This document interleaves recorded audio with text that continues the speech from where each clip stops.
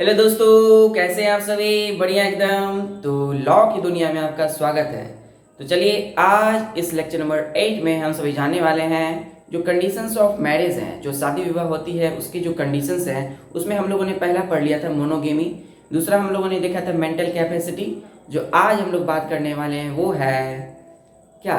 तो वो है आपका जो एज होती है ना, शादी करने की एक तय की गई सीमा है, उम्र है ना। Age of parties to the marriage, इसको एज लिमिट्स कहते हैं। चलिए, तो क्या है वो कंडीशंस? तीसरा कंडीशन हमारा है as limits. As limits, as limits में क्या है कि the bride must have completed the age of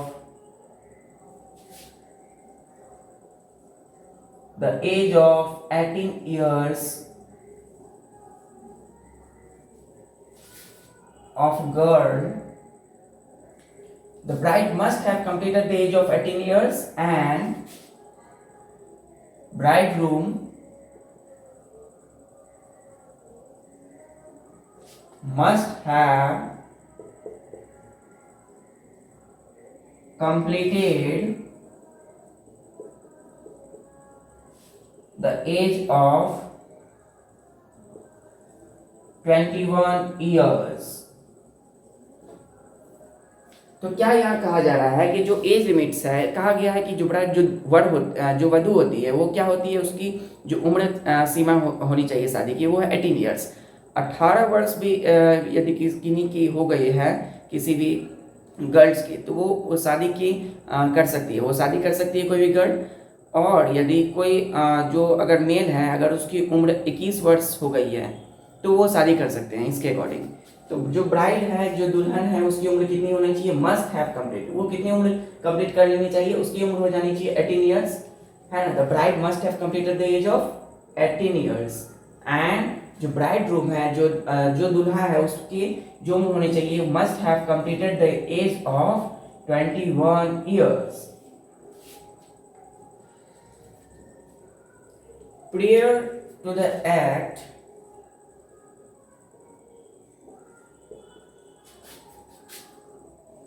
ये समझ। अब देखिए, अब क्या है, हम लोग कुछ बात करने वाले हैं। कुछ ऐसे धर्मशास्त्र थे पहले, जो जिनके युग में क्या था कि बाल विवाह को प्रचलित किया गया। बाल विवाह उस समय ज़्यादा प्रचलित थी, खास करके लड़कियों के बीच में, अमंग द गर्ल्स। तो जो बाल विवाह होती है वो ज़्यादा प्रचलित थी लड़कियों के बीच में, है ना। यदि किसी घर में लड़की की उम्र मतलब कम उम्र में ही, पहले क्या होता था, पहले के ज़माने में शादी कर दी जाती थी। इसलिए नहीं कि वो शादी करना चाहते थे, बल्कि वो संपत्ति के लालच में उनके जो अभिभावक हैं वो आकर के शादी करा देते थे अपने बच्चों का। तो इसको कहते हैं हम लोग बाल विवाह, है ना, चाइल्ड मैरिज, जो कि क्या थे उस समय ज़्यादा प्रचलित थे, very prevalent among the girls. But कहा गया है कि ये जो है, और उस समय क्या था, window marriages were not allowed. जो विधवा शादी होती थी वो उस समय अलाउड, वर्जित थी, उस समय शादी नहीं की जाती थी। अगर किसी की कोई पत्नी है, उसकी पति की मृत्यु हो गई तो पत्नी शादी नहीं कर सकती थी पहले।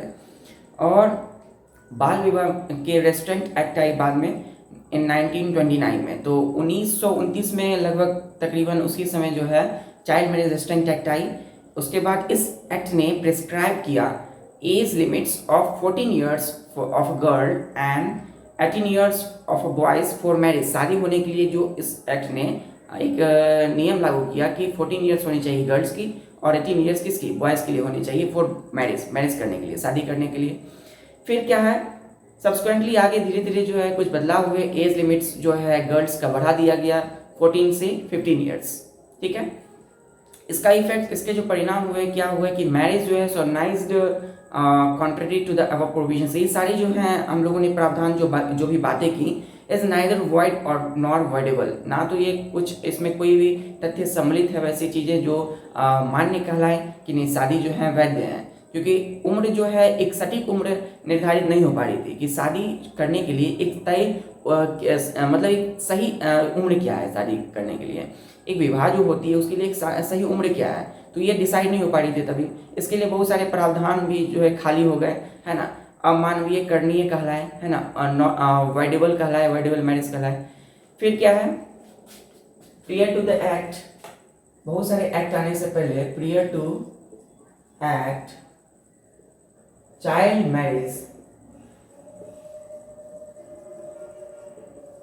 मैरिज वेयर प्रेवेलेंट, क्या थे वो, प्रचलित थे, prevalent among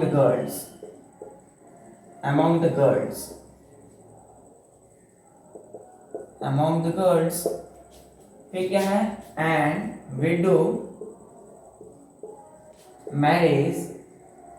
window marriages way also not allowed. उस समय ये भी क्या थे, विडो मैरिजेस भी अलाउड नहीं थे। बाद में child in 1929 child marriage restaurant act was passed. ये जो है चाइल्ड मैरिज रेस्ट्रेंट एक्ट जो है क्या हुआ, बाद में पास हुआ, है ना, और 1929 में। इसके अकॉर्डिंग फिर उसमें कई सारे बदलाव किए गए शादी करने के लिए सही उम्र में, ठीक है। तो क्या हुआ, चाइल्ड मैरिज जो थी, पहले चाइल्ड मैरिजेस वेयर प्रिवेलेंट, बहुत ज़्यादा प्रचलित थी अमॉन्ग द गर्ल्स, लड़कियों के बीच में। एंड विडो मैरिजेस, जो विधवा होती थी उनकी शादी पहले नहीं होती थी, वेयर नॉट अलाउड, करने की अनुमति नहीं थी। 1929 में कुछ बड़ा एक छोटा सा क्रांति हुआ कि चाइल्ड मैरिज रेस्ट्रेंट एक्ट आया, कि बाल विवाह जो है, बाल विवाह रोकने के लिए बाल विवाह निषेध अधिनियम लागू किया गया 1929 में। उसके लिए अधिनियम पास किया गया, है ना, एक्ट वाज पास्ड। और this act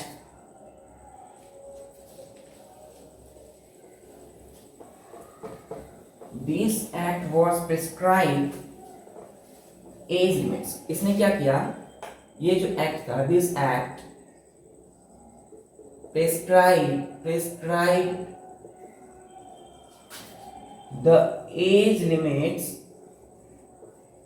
limits of 14 years of girls and 18 years of boys for marriage। Subsequently क्या हुआ, आगे सब्सिक्वेंटली धीरे धीरे जो है एज लिमिट, जो एक सीमित आयु में शादी करने की जो थी age limit of girl raised to, ये बढ़ गई, कितनी बड़ी, रेज टू 15 इयर्स। तो क्या हुआ, धीरे धीरे कुछ बदलाव आए, है ना। एक निश्चित आयु, जो एक सीमित आयु में जिसमें शादी होनी है, तो उसमें कई सारे बदलाव आए। तो उसमें फिर क्या हुआ, आगे देखा गया कि एक्ट ने बताया कि गर्ल्स की 14 इयर्स होनी चाहिए और बॉयज़ की 18 इयर्स, है ना, इसमें शादी इनकी हो सकती है। फिर आगे क्या हुआ कि गर्ल्स के बताया कि नहीं 14 नहीं, 14 वर्ष में नहीं, वो 15 वर्ष में उनकी शादी होगी। कोई भी लड़की की शादी जो है 15 वर्ष में हो जानी है, ठीक है, 15 वर्ष होगी तो ही उसकी शादी होगी, ऐसा बताया गया। इसके परिणाम स्वरूप ये जो एक्ट है, prescribe the age limits of 14 years of A girls and 18 years of boys for marriage. शादी होने के लिए गर्ल्स की क्या उम्र होनी चाहिए, 14 इयर्स, एंड बॉयज के लिए 18 इयर्स। बाद में इसमें क्या हुआ, संशोधन हुए कि एज लिमिट जो है गर्ल्स के लिए वो बढ़ गया 15 इयर्स, यानी जब 15 साल की होगी तो ये शादी होगी उसकी, ठीक है। चलिए, इसका ये जो इन सारी कंक्लूजन में, इस सारे संशोधन में जो परिणाम हुए,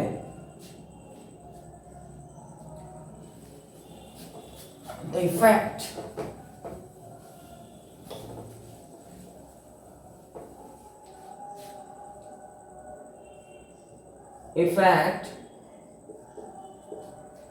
क्या हुआ, a marriage solemnized contrary to above provision to this provision is neither void nor voidable। तो ये सारे जो कंक्लूजन निकले, इन सारे जो संशोधन हुए है ना, विवाह करने के लिए जो एक निश्चित उम्र होनी चाहिए कि गर्ल्स की 14, फिर बॉयज़ की 18, फिर नहीं गर्ल्स की जो है 15 बढ़ा दी गई। तो ये सारे जो कंक्लूजन हुए, ये सारे प्रावधान जो लाए गए, ये सारे का परिणाम क्या हुआ, ये सभी जो संपन्न जो एक तरह का विरोधाभास हो गया है ना, इनका जो शादी होने के लिए इनका एक विरोध होने लगा कि नहीं ये उम्र जो है सही उम्र नहीं है, क्योंकि प्यूबर्टी का जो स्टार्टिंग पीरियड होता है वो 10-12 हो जाता है ना गर्ल्स की, और 13 to 15 जो होता है वो बॉयज़ का हो जाता है प्यूबर्टी स्टार्टिंग उस समय। तो ये जो पीरियड है प्यूबर्टी की पीरियड है, इसमें मैच्योरेशन होता है।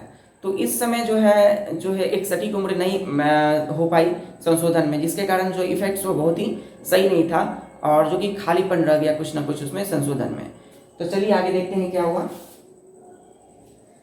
कहा जाता है कि bride can exercise the option of puberty under this section 13। Bride, अगर bride can exercise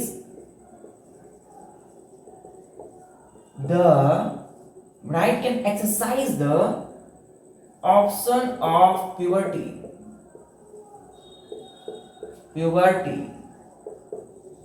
option of puberty under the section of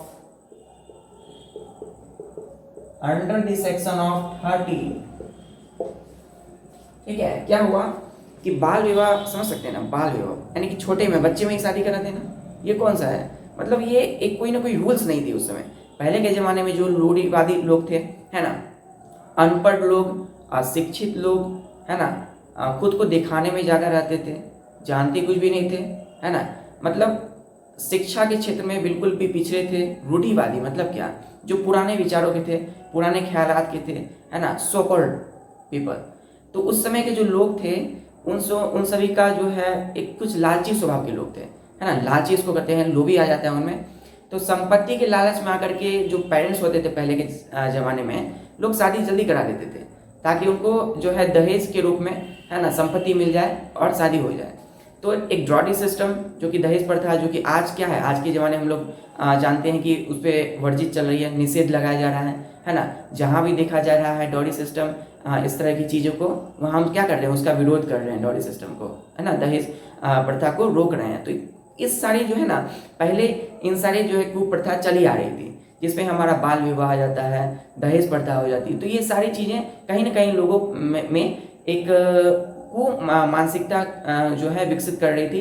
तो पहले संपत्ति की लालच में आकर जो लोग होते थे वो बाल विवाह को ज़्यादा प्रोत्साहित करते थे। ठीक है, कम उम्र में ही बच्चों की शादी कर देते थे, लेकिन इससे क्या होता था, उनका सर्वांगीण विकास नहीं हो पाता था है ना। जिस पीरियड में उनका मेचुरेशन होना है, जहाँ पर उनकी जो है सारी ग्रोथ होना है, वो डेवलपमेंट उस स्टेज में उनकी शादी करा देना, फिर आगे मतलब उनका सारा का सारा जो है स्टेज डेवलपमेंट का वो रुक जाता था।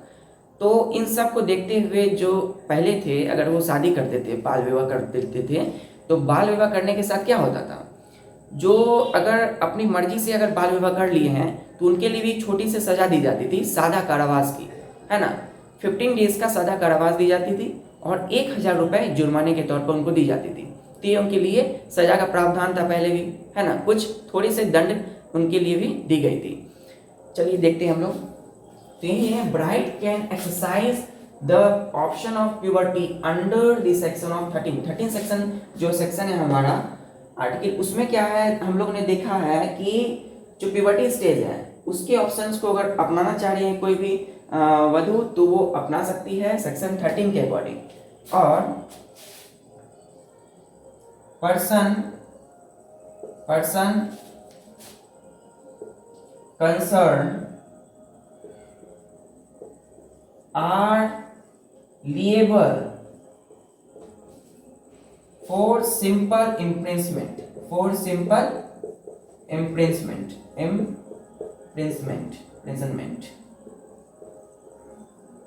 Simple imprisonment. सिंपल इम्प्रिंसमेंट के लिए क्या होते हैं, वो उत्तरदायी हो जाते हैं जो लोग ऐसा करते थे, है ना। और विथ 15 डेज का उनको होता था, 15 डेज का, 15 डेज की सजा दी जाती थी, और विथ फाइन, है ना, उनको फाइन की जाती थी। कितने, तो 1000 रुपीज की, 1000 रुपीज, 1000 रुपीज, 1000 रुपीज। तो 1000 रुपीज उसको दी जाती थी, या फिर उनको देना पड़ता था, या फिर 15 डेज सादा कारावास दी जाती थी। ये सारी प्रक्रिया उसमें क्या थी, लागू की गई थी उस समय। तो ये जो भी चीजें थी, ये सजा का प्रावधान भी रखा गया था उस समय। लोग जो है ये जानते थे कि बाल विवाह निषेध है, बाल विवाह नहीं करना है, फिर भी लोग जो है उसके लिए जो है मतलब राजी हो जाते थे, और कोई गवर्नमेंट सांसद भी उस समय कुछ नहीं कर पा रही थी, इस तरह की स्थिति थी।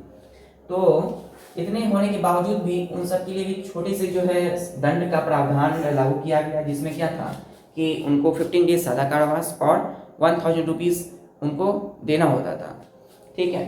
फिर क्या है कि द ब्राइड और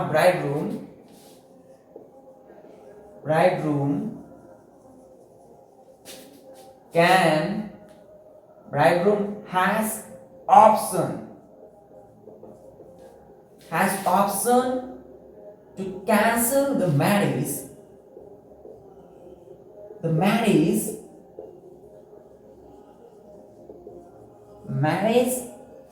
after obtaining majority। क्या हुआ इसमें कि जो दूल्हा थे और जो दुल्हन थे, वर या वधू जो थे, उसके पास ये ऑप्शन होती थी पहले कि वो शादी को कैंसिल कर दें, है ना, आफ्टर अटेनिंग मेजोरिटी अगर वो उस तरह के स्टेज, है ना, अगर अपनी प्यूबर्टी स्टेज अगर वो पार कर भी लिए हैं, अगर वो शादी पहले से किए हुए हैं, अगर वो प्यूबर्टी स्टेज पार कर भी लिए हैं, है ना, सपोज अगर किन्हीं का बाल विवाह हो चुका है और वे प्यूबर्टी स्टेज पार कर लिए हैं, अगर वो चाहते हैं कि शादी को कैंसिल करना तो वो कैंसिल कर सकते हैं, है ना। इसमें भी है कि इन मुस्लिम्स में क्या होता है, उसमें भी जो ब्राइड है और ब्राइडरूम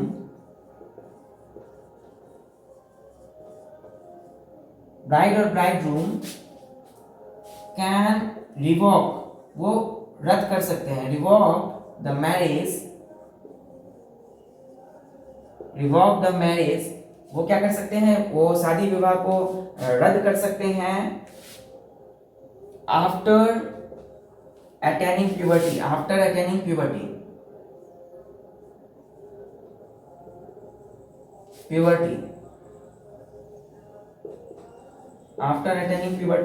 if he या she does not like it।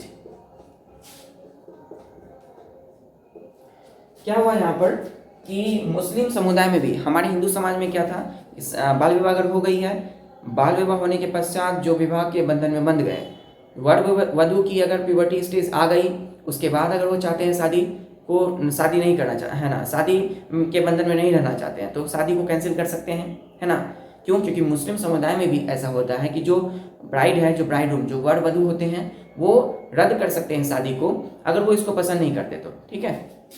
वही यहाँ पर है, इन मुस्लिम्स में द ब्राइड और ब्राइडरूम कैन रिवॉक, रद्द कर सकते हैं मैरिज को after attaining puberty if he और सी डज नॉट लाइक इट, अगर वो पसंद नहीं करते इसको तो।